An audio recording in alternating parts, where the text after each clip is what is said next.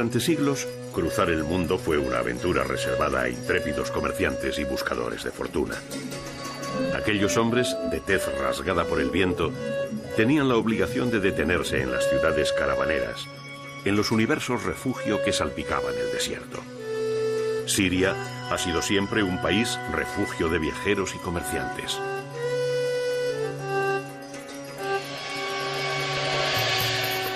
Siria rezuma olores antiguos, olor a cuero curtido, a viaje con baúles de madera, el olor a té hirviendo, a calle abigarrada y estrecha. Cada país tiene su propio olor. De otra manera no sería un país, sino solo un lugar. Siria lo tiene. Siria huele, por encima de cualquier otra esencia, a aceite de oliva virgen. Es un aroma de infancia recuperada, de huerta y arboleda, una fragancia a relatos que hablan del inicio de los tiempos. Porque aquí empezó todo. Palmira, Damasco, Alepo, Saladino. Nombres que, escritos sobre el mapa, invitan a soñar en mundos que solo parecen existir en la mente del viajero. Pero son reales, tan reales como el olor a aceite de oliva virgen que destilan sus piedras y paisajes.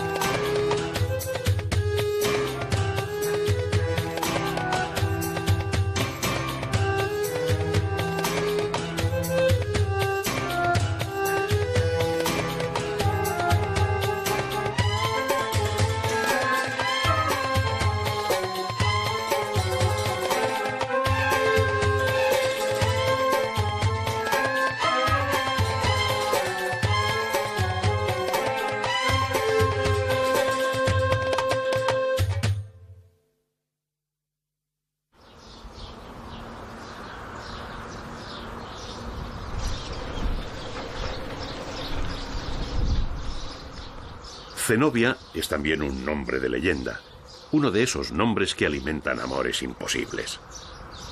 Zenobia fue una mujer ambiciosa que soñó con un reino en medio del desierto. Desde aquí, desde Palmira, se enfrentó a Roma y quiso levantar el imperio sirio de Oriente. Pero ella no pasó a la historia por sus victorias reales, que fueron pocas y de escasa importancia. Zenobia quería ser Cleopatra y en el intento se jugó el destino de Palmira. Se conoce la existencia de Palmira desde 2000 años antes de Jesucristo. Sin embargo, fue con la decadencia de la ciudad de Petra, a partir del año 100 de nuestra era, cuando se convirtió en una de las urbes más importantes del mundo antiguo.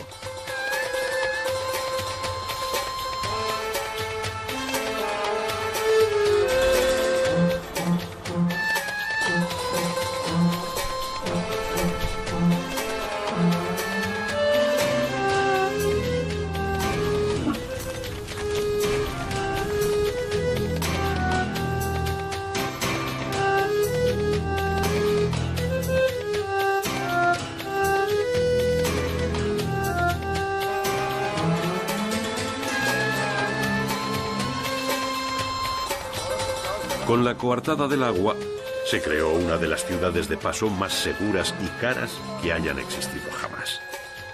Sus 12 kilómetros de murallas envolvían un territorio creado para satisfacer las necesidades de los 40.000 caravaneros que cada año lo cruzaban.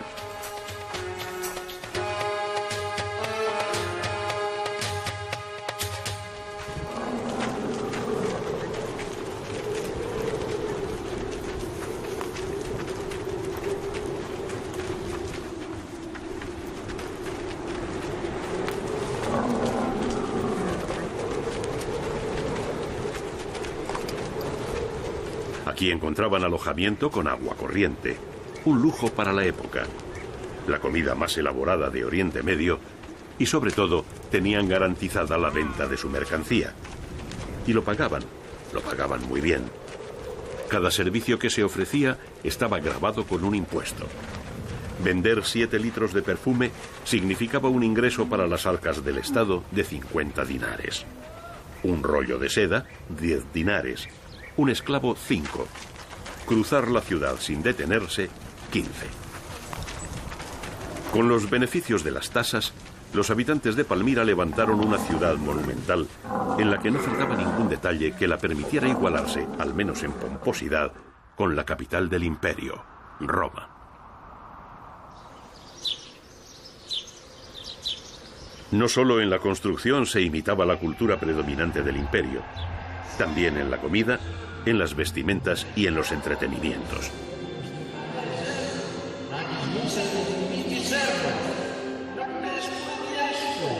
El teatro ocupaba un espacio principal en la gran avenida de columnas. Fue construido en la segunda mitad del siglo II con un frente de 5 puertas cuando lo habitual eran 3. La del centro para los reyes, la puerta real. En él se celebraban obras religiosas, espectáculos de mimo y luchas de gladiadores.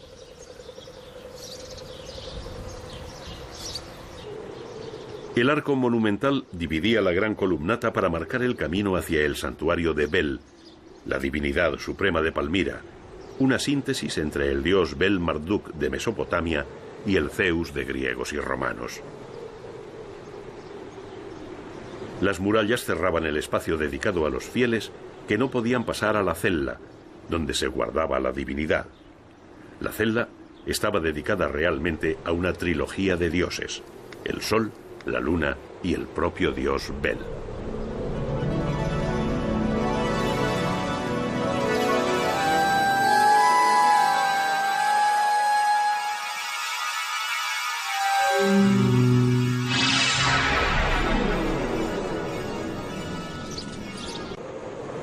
A las afueras de la ciudad se levanta una decena de torres con aspecto de fuerte defensivo.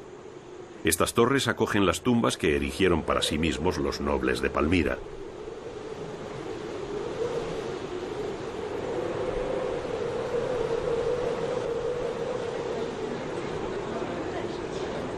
La suntuosidad y el lujo aparente que engalanaba la ciudad, y también las tumbas, respondía a la perfección con el carácter de Zenobia, una mujer que manejaba el arco con la destreza de un soldado, que hablaba árabe, griego, copto y arameo. Su desafío al imperio le costó un asedio de 6 meses por parte de los ejércitos de Aureliano. La reina Zenobia se defendió armando las torres funerarias con catapultas y arqueros escupiendo fuego.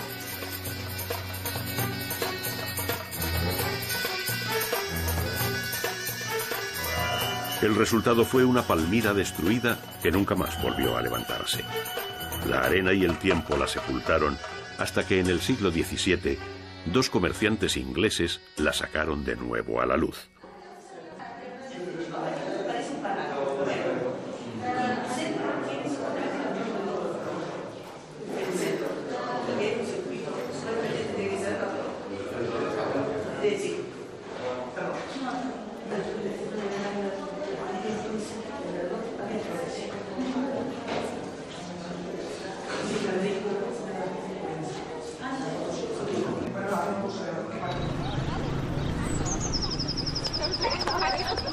Lejos de la justificada atención que provoca Palmira, Bosra es una de las joyas desconocidas de Siria.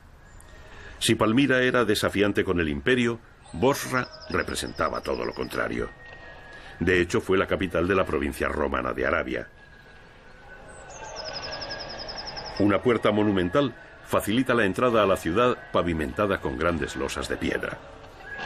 Pero la atención del viajero se dirige hacia la ciudadela y su espectacular teatro, uno de los más grandes del mundo romano. Posteriormente fue fortificado, construyendo una ciudadela a su alrededor con 9 torres e incluso un gran foso. El teatro fue levantado en el siglo II con una capacidad de 15.000 personas.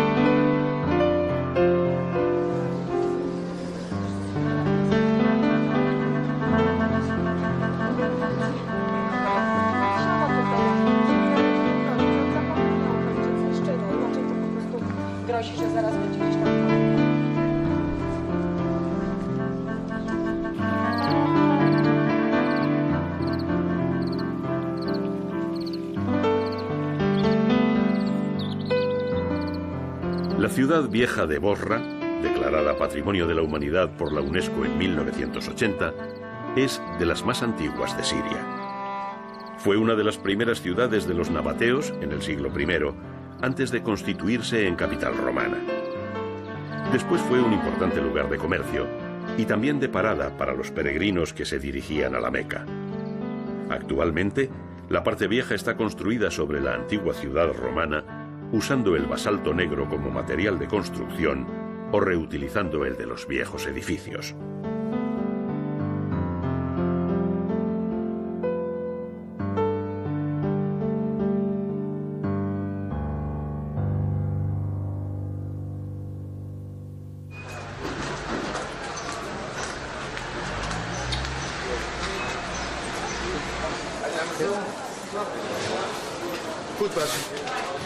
No solo los países huelen, también las ciudades poseen su propio olor. Al menos las ciudades cuyos nombres son fáciles de recordar. Es una relación infalible, un nombre y un olor. Damasco huele a café perfumado, un café espeso y negro con cardamomo, un olor confuso que se mezcla con el aroma a especias, a pared en sombra, a bullicio de calles viejas que atesoran 4000 años de historia clavados en las entrañas de la piedra.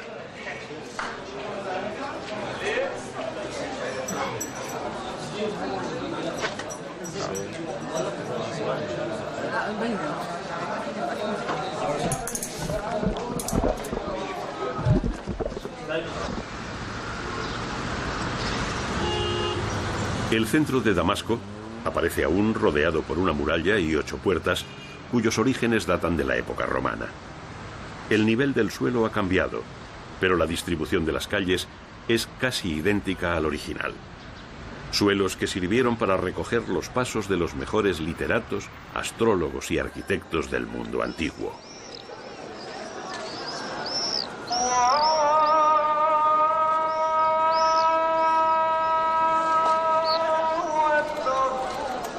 Obra de algunos de aquellos sabios es la gran mezquita de los Omeya, levantada sobre los restos de un templo a Júpiter, que a su vez fue erigido en el lugar de un santuario arameo en honor al dios Hadad.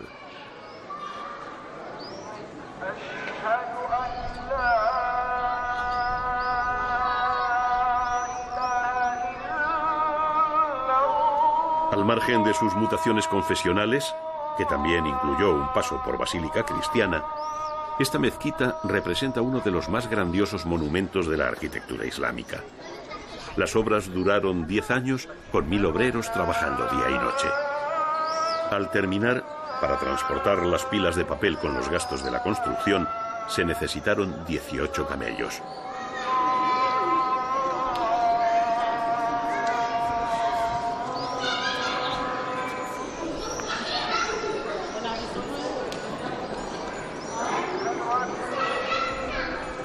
Corría el año 715 cuando se finalizó, y la mezquita de los Omeya pronto se convirtió en un prototipo que sirvió para levantar otras grandes mezquitas, como la de Alepo o la de Córdoba.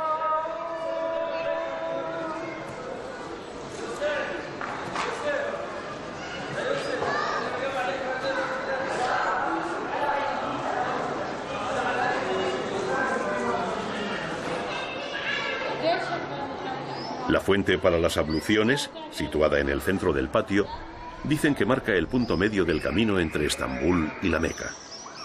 Otra curiosidad es que fue la primera mezquita siria en construir minaretes. El situado al sudeste lleva el nombre de Jesús. Según la creencia popular, de él descenderá cuando regrese a la tierra para su lucha final contra el anticristo.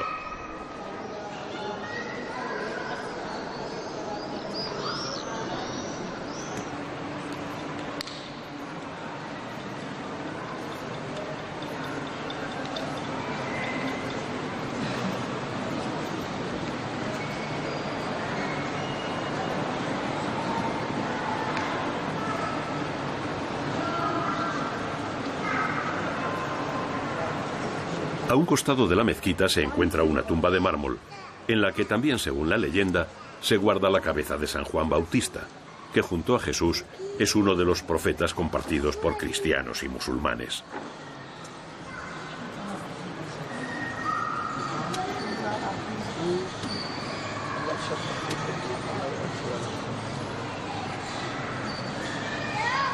Tanto el patio como el interior no se usan solo para el rezo. La mezquita es a su vez un lugar de descanso y de recreo para pasear con la familia. La mezquita de los Omeya representa para los damasquinos lo que el centro comercial en un fin de semana para madrileños o neoyorquinos.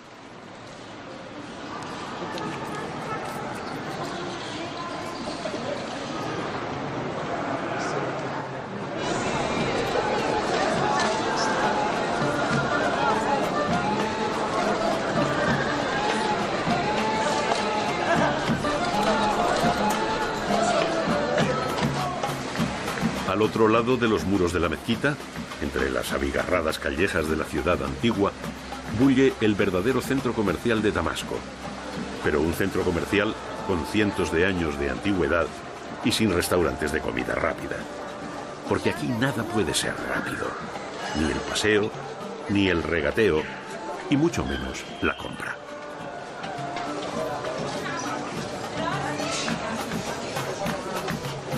Los fenicios inventaron el arte de la compraventa en el Mediterráneo. Los sirios son sus herederos. No se trata solo de intercambiar bienes por dinero. Hay que hacerlo con estilo, ingenio y, sobre todo, sentido del humor. Este trabajo en talar y este lana de camelo, guala de camelo, con todo trabajo con seda. Este todo a mano. Mira. Este todo trabajo al talar. Este modelo Saladín. No es un espacio para viajeros, sino el verdadero centro comercial de Damasco. El lugar donde chicos y chicas se pasean para verse y donde poder encontrar una vasija, una chilaba o las últimas tendencias en ropa interior o de pañuelos para cubrir la cabeza.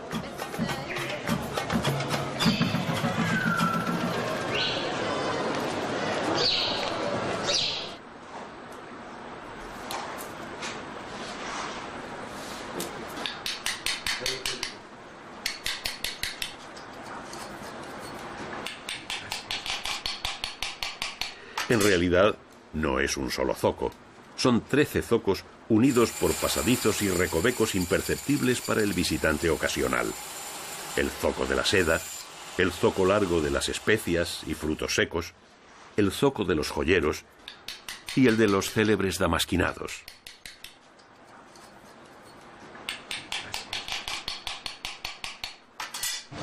O el de los trabajos en vidrio, cuyas obras llenan las vitrinas de palacios y museos de todo el mundo.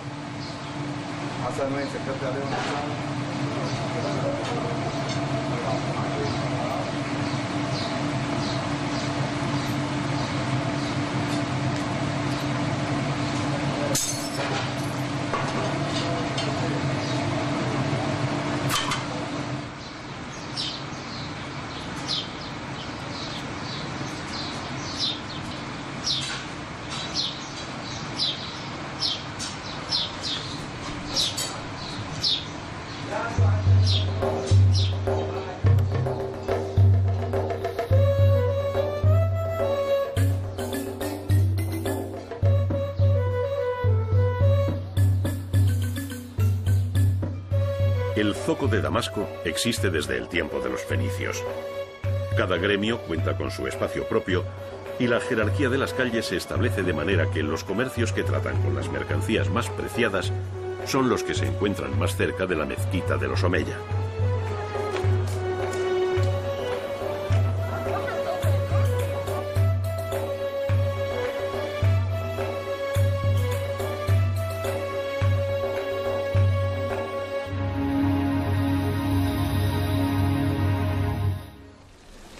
Atravesando el zoco de los perfumes, se accede a una pequeña y tranquila plaza donde se encuentra la entrada al Palacio Azem.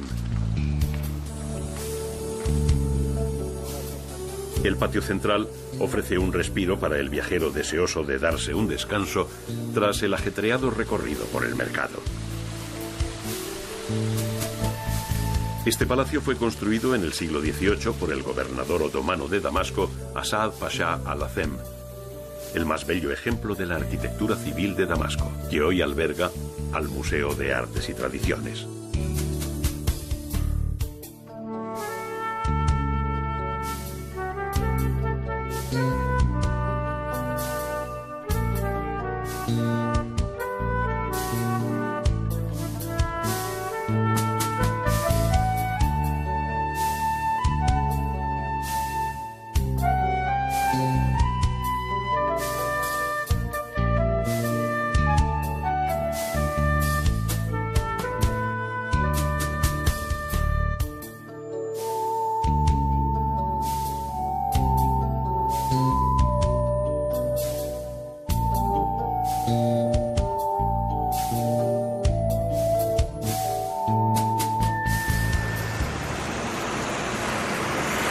La ciudad antigua de Damasco brilla como una joya milenaria que se reafirma y se macera con el paso del tiempo.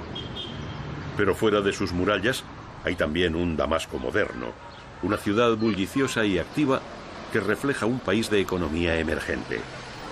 Nada sobra en Siria, pero nada parece faltar tampoco.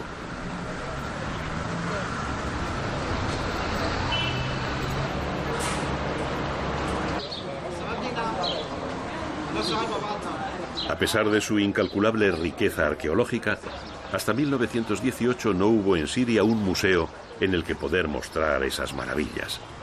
Las mejores piezas se encontraban en diversos museos extranjeros.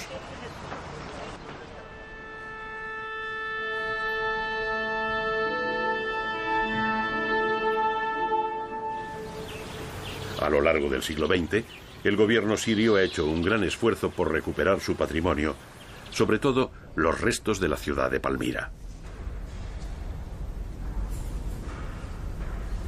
Día a día se trabaja en la restauración de las piezas recuperadas que vuelven a alcanzar su esplendor.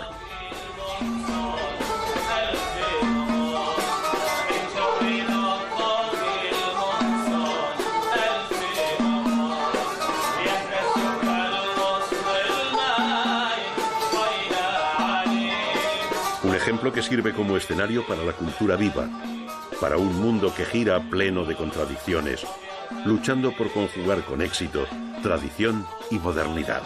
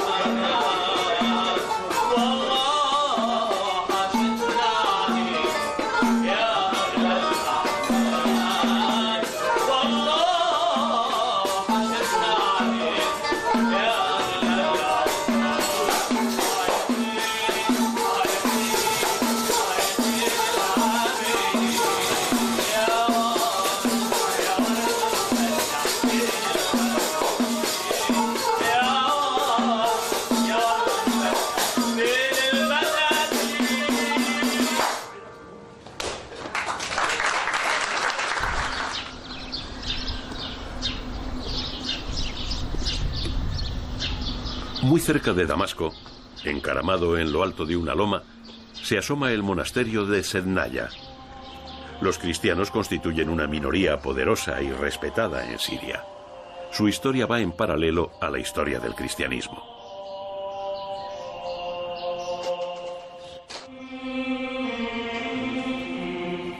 Construido en tiempos de Justiniano, cuenta la leyenda que fue el propio emperador quien lo mandó edificar. Durante una cacería en estos parajes, se le apareció la Virgen, le pidió que dejara libre al venado que estaba a punto de matar y que en el mismo lugar construyese un templo para ella y su hijo.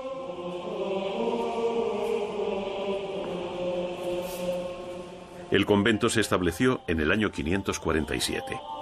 Alberga un orfanato y 25 monjas que rezan en árabe varias veces al día. Sin embargo, a Sednaya acuden tanto cristianos como musulmanes. Lo hacen sobre todo en caso de enfermedad por los poderes curativos de los chajura, cuadros de la Virgen protegiendo al niño Jesús.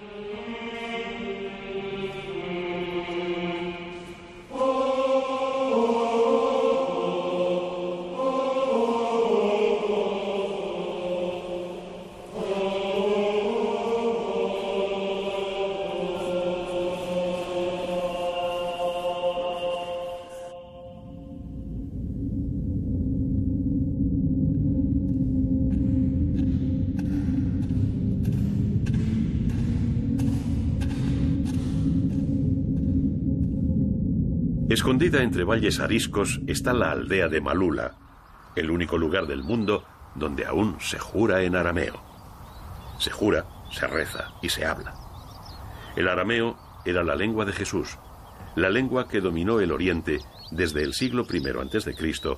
hasta el VII de nuestra era.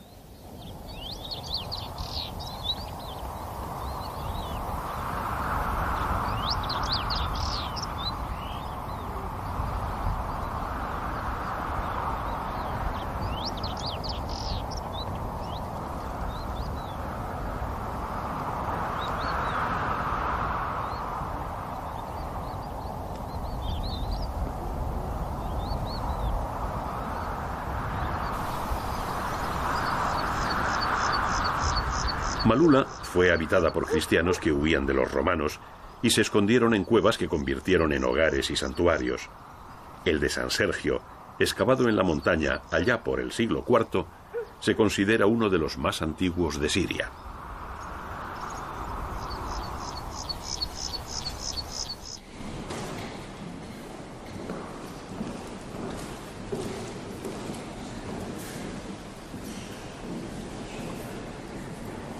O bohti bishmu, yechkata sheshmach, yitheli molkach, jithken irotshach ich bishmo shivalara, apleh lehmach ochul yomach, غفر ليح تيوثح, ich من الغفر التمخت عمينح, ولو فش تخلنح بشغر بيوثح, ما يسحس لناح مشيذا. آمين.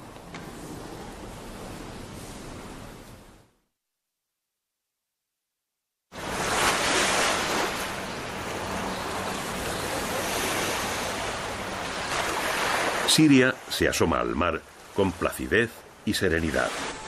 183 kilómetros de aguas suaves hasta la frontera con Turquía. Nada diferencia el ambiente de Latakia al de cualquier otra ciudad mediterránea. Un espacio para el relax y la charla. Latakia fue una tranquila aldea de pescadores, hasta que los franceses, durante su mandato, quisieron combatir el nacionalismo sirio entregando a Turquía gran parte de la costa.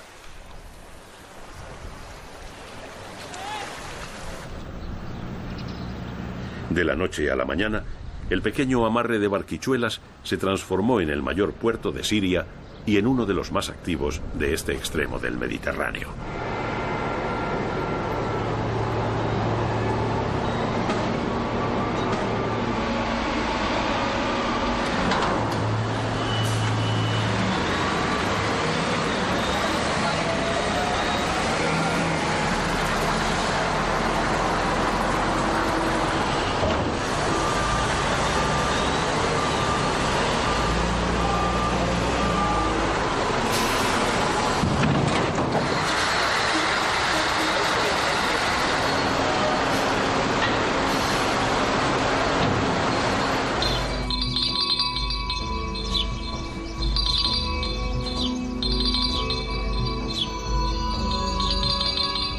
¿Quién ha oído hablar de Ugarit sin ser científico especialista o un experto viajero?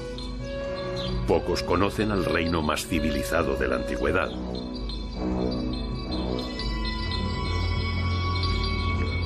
Esta ciudad, 2000 años antes de Jesucristo, ya era admirada por su administración, su sistema educativo, la diplomacia de los mandatarios, su amor por las artes y los conocimientos arquitectónicos.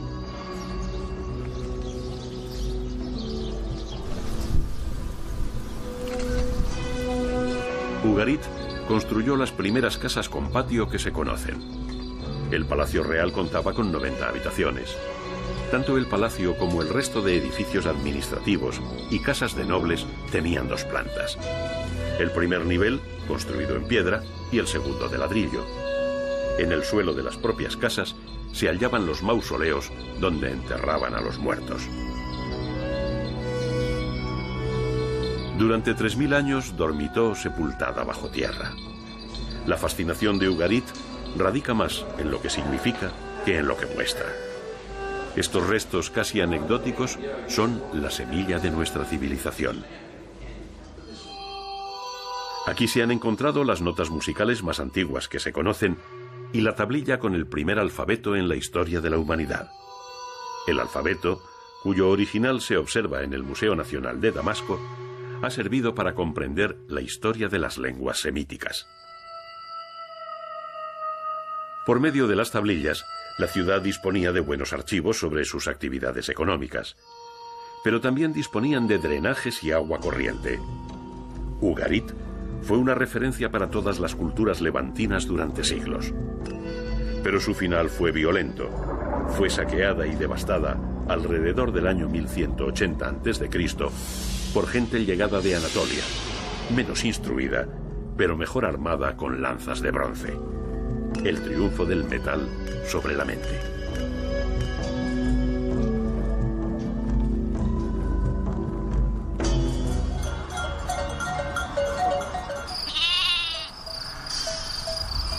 Recorrer Siria representa un constante viaje de ida y vuelta a lo largo de la historia, y a la historia con mayúsculas, a la de todos nosotros.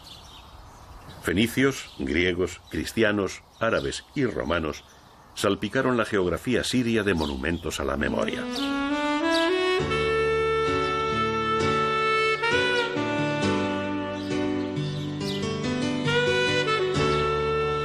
Apamea fue la mayor ciudad romana de Oriente Medio. Aquí vivieron 130.000 habitantes conectados con el Mediterráneo, con Antioquía, por una calzada de 140 kilómetros. Fue un asentamiento griego que los romanos revitalizaron por su privilegiada situación estratégica como punto intermedio entre Palmira y el mar. Marco Aurelio la engrandeció y, para mostrar al mundo su prosperidad, mandó construir el Cardo Maximus, una avenida de 2 kilómetros a lo largo de la cual se levantaron fastuosos edificios. Tan solo el 10% de la ciudad ha sido desenterrado, pero aún así es posible percibir su grandeza. La gran columna situada en el centro de la calzada conmemoraba la finalización de la obra. Arriba se erigía una estatua de Marco Aurelio. Todavía se puede apreciar el ágora y el templo de Zeus y las intersecciones con las calles principales. También una serie de columnas dispuestas en espiral usando una técnica propia de Apamea. El teatro era un tercio mayor que el de Bosra y por tanto el mayor de Oriente Medio. Sobre las piedras que componen la calzada aún es posible distinguir las marcas que los carros dejaban sobre ella.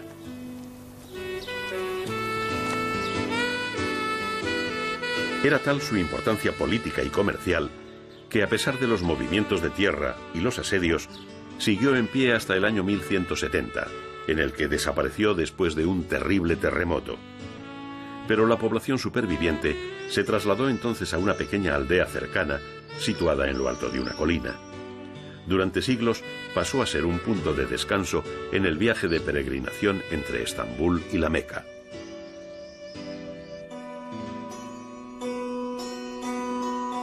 En esta aldea, un antiguo caravansar conserva los numerosos mosaicos encontrados en Apamea.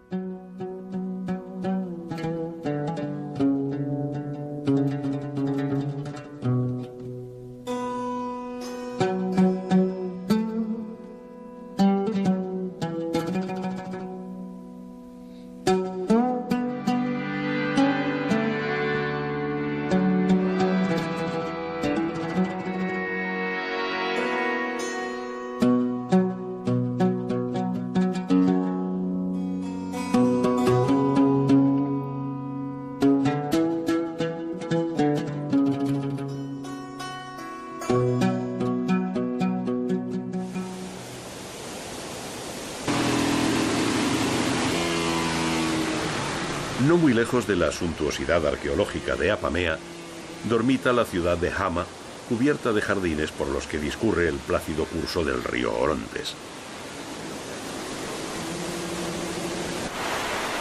Es un viaje lento, solo interrumpido por un puñado de norias con más de 5 siglos de antigüedad.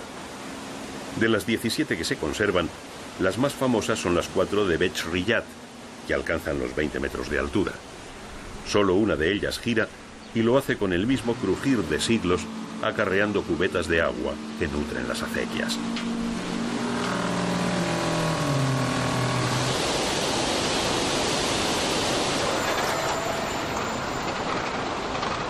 Las norias son un reflejo del apacible sosiego que se respira en la ciudad de Hama.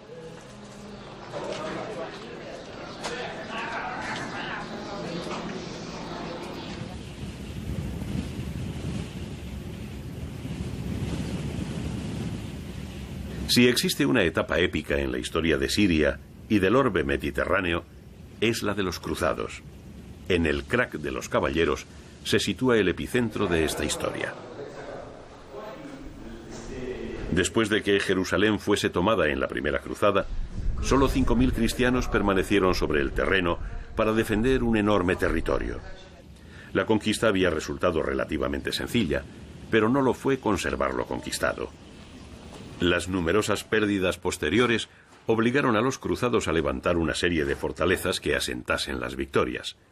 El crack de los caballeros fue su obra más espectacular. Aún hoy se mantiene el 90% de su estructura original. Las restauraciones sufridas solo han tenido que ocuparse del asentamiento. Al crack de los caballeros se le considera como uno de los castillos mejor conservados del mundo.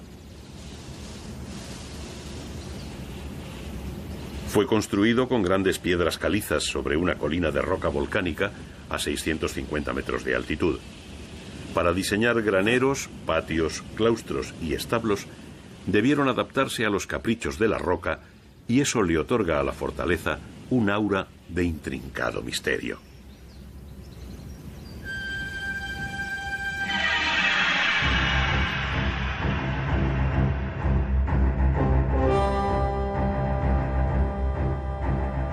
Fama de inexpugnable tenía también el llamado Castillo de Saladino. Se construyó en lo alto de una roca que fue cortada a golpe de hacha para convertirlo en una isla fácil de defender. Pero no fue tan fácil su defensa y Saladino logró asaltarlo en tan solo 2 días.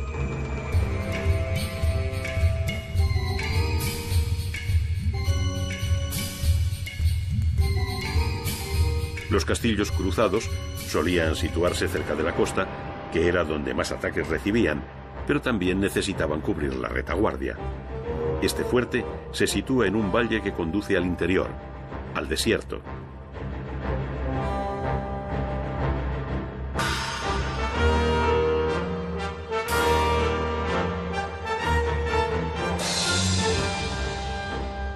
Esta fortaleza, al contrario de otras, fue concebida para que los cruzados conviviesen con sus familias. Se diseñó en 2 partes, una arriba y otra abajo. Una mañana de julio del año 1188, Saladino comenzó el ataque por arriba, por el punto más obvio y también el más difícil de acometer. Durante toda una jornada desgastó a las tropas cruzadas, que se defendieron con algunas pérdidas, pero sin demasiadas dificultades. Sin embargo, por la noche, cuando ambos bandos parecían descansar, un segundo escuadrón de atacantes subió por el monte y accedió al castillo por los muros de la parte baja. Los cruzados se rindieron sin mucha resistencia.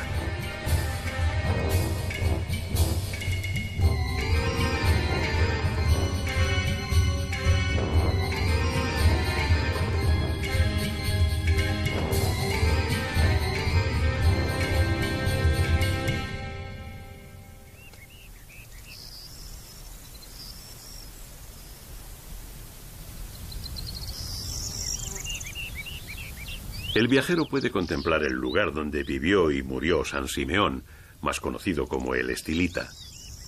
Desde lo alto de una columna en la que permaneció sin bajar durante 36 años, se dedicó a arengar a las masas sobre los poderes de la fe y la voluntad. Cuando murió, Simeón no tenía a su alrededor más que unos pocos lunáticos como discípulos, los mismos que, imitando al maestro, decidieron subirse también a una columna y comenzar una práctica de ascetismo cristiano que duró 600 años. Fueron los llamados atletas de Dios. San Simeón vivía de miel reseca, dátiles y olivas arrugadas. Dormía de día y velaba de noche. Algunos de sus seguidores erigieron esta iglesia en el lugar donde permaneció contando estrellas, prediciendo eclipses y tormentas, pasando de la catalepsia a la irritación, del éxtasis al ensueño.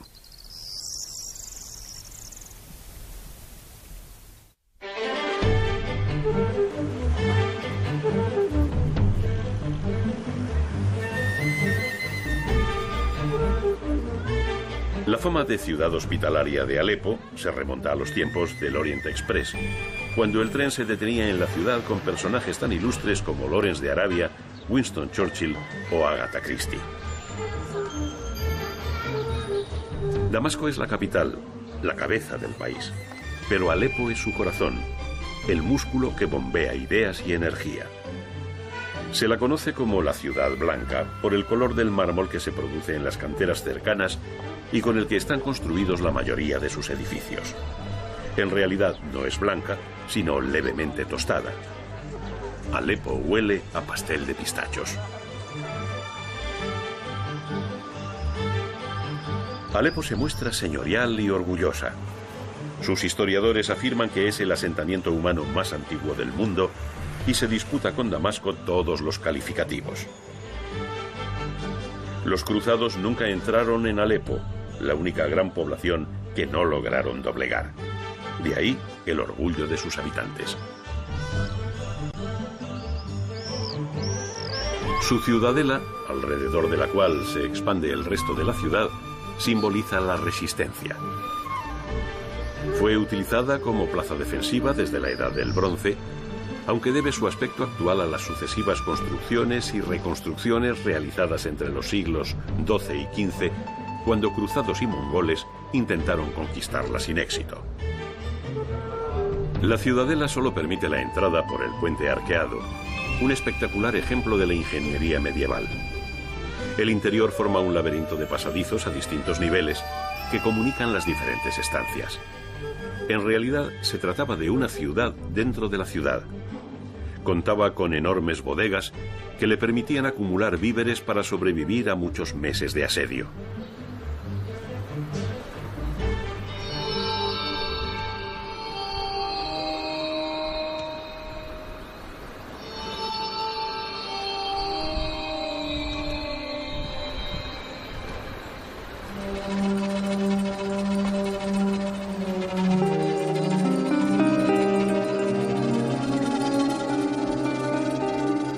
El baño público es de la época de los mamelucos y ha sido restaurado.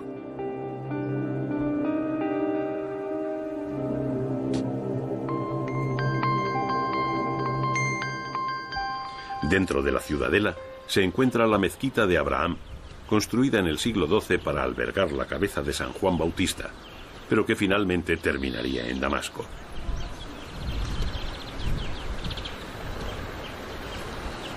Había cisternas, prisión, estancias para guardias y oficiales y, cómo no, un gran palacio para el rey, con una sala del trono que ha sido recientemente restaurada.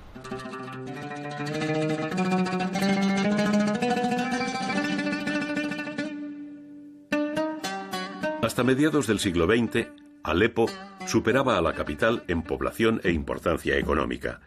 Disputaba con Damasco las prebendas de Occidente y las jerarquías religiosas. Porque la Ciudad Blanca, a pesar de que su población es mayoritariamente cristiana, alberga 300 mezquitas y medersas, y eso la convierte en la tercera ciudad islámica más importante del mundo.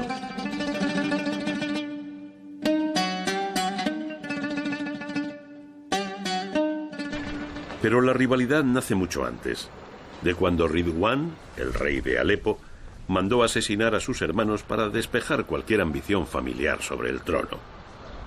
Uno de ellos, sin embargo, el menor, logró huir a Damasco, donde fue proclamado rey.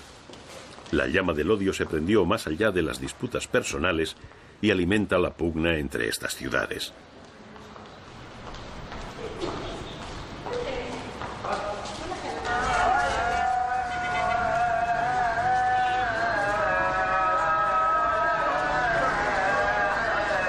Justo debajo de la ciudadela se expande la ciudad antigua de Alepo y en ella está el zoco. También con respecto al mercado, discuten las dos ciudades. Disputan sobre cuál de los dos zocos es más colorista, mejor preparado, más hermoso, cuál ofrece los mejores precios.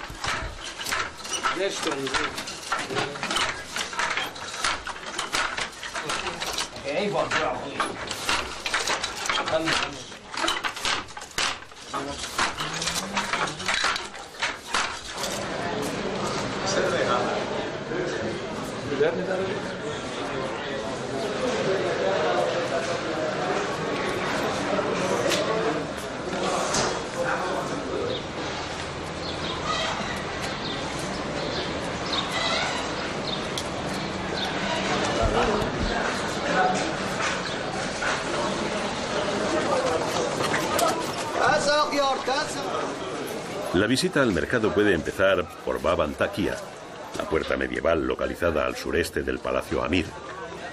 Justo después de la puerta, una rampa da entrada al zoco al-Atarín y las calles se vuelven estrechas y oscuras. El techo abovedado deja pasar un tímido jirón de luz por pequeños agujeros.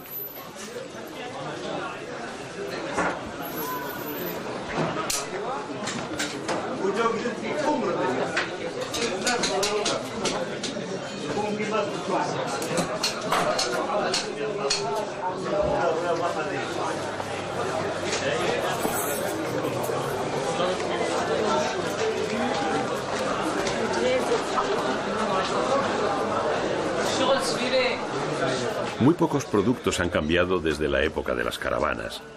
Las telas, el oro, el reputado jabón de Alepo, los frutos secos, la miel. Algunos eran autóctonos y otros llegaban del lejano oriente.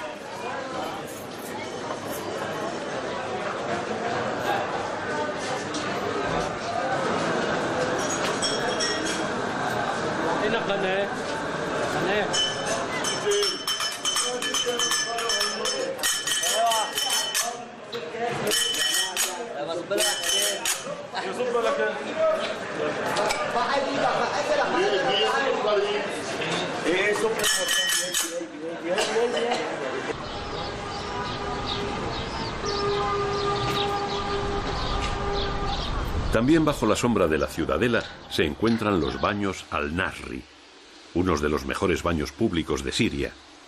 Son tan antiguos como el resto de la ciudad, pero fueron recuperados en 1985 para seguir disfrutando del placer de un baño turco.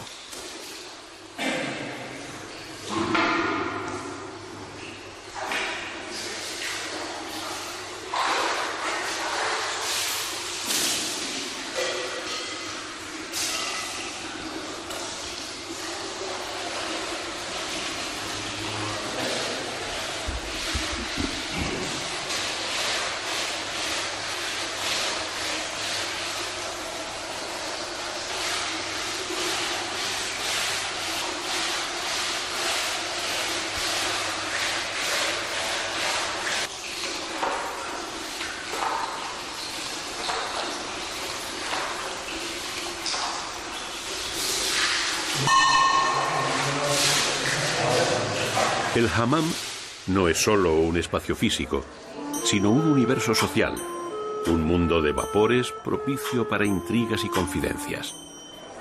¿Cuántos emperadores o amantes furtivos no habrán caído víctimas de tramas urdidas al calor de estos muros?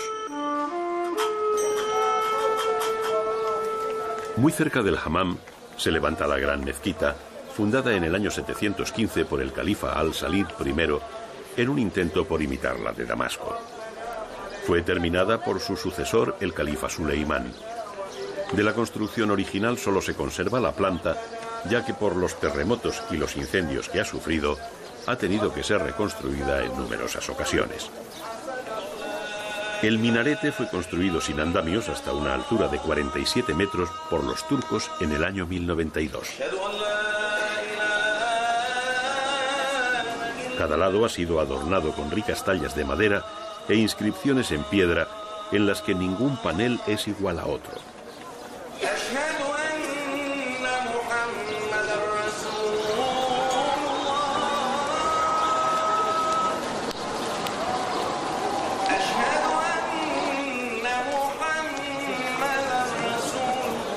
El patio está decorado con un damero geométrico de mármol blanco y negro.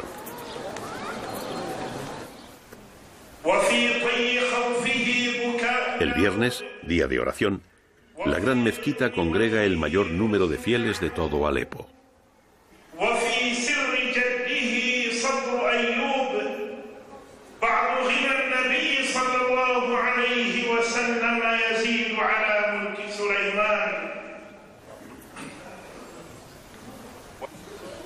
اللهم صل على من لم يزل ذكره منشورا وهو في طي العدم توسل به آدم وأخذ له ميثاق الأنبياء على تصديقه في بعض درس النبي صلى الله عليه وسلم علم إدريس، وفي طي خوفه بكاء داود، وفي ضمن وجده حزن يعقوب، وفي سر جده صبر أيوب. بعض غنى النبي صلى الله عليه وسلم يزيد على ملك سليمان. Una de las curiosidades mejor guardadas de Alepo es el barrio armenio, que alberga 5 importantes iglesias de diferentes confesiones cristianas: la catedral maronita, la iglesia griega ortodoxa, la iglesia católica siria, la iglesia católica griega y la catedral armenia.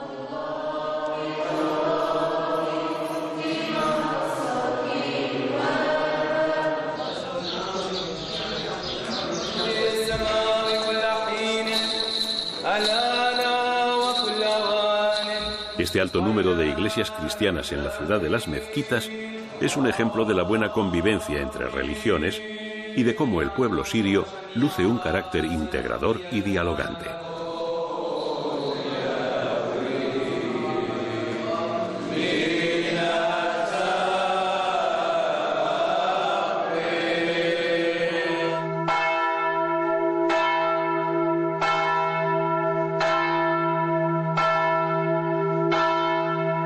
La catedral armenia de los 40 mártires es del siglo XVII y durante toda la mañana del domingo celebran sus largos oficios.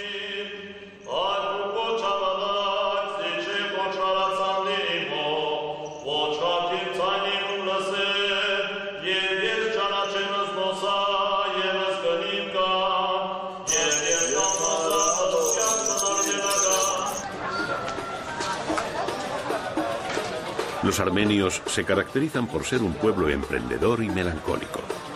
Una melancolía de siglos, errando lejos de la patria. El barrio armenio forma una fascinante serpentina de calles peatonales y tranquilas que datan de la época medieval y que muestran un mundo de puertas cerradas a cal y canto.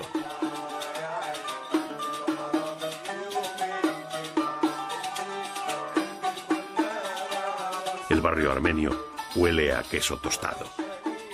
Uno más del laberinto de olores que componen un país acosado por los prejuicios.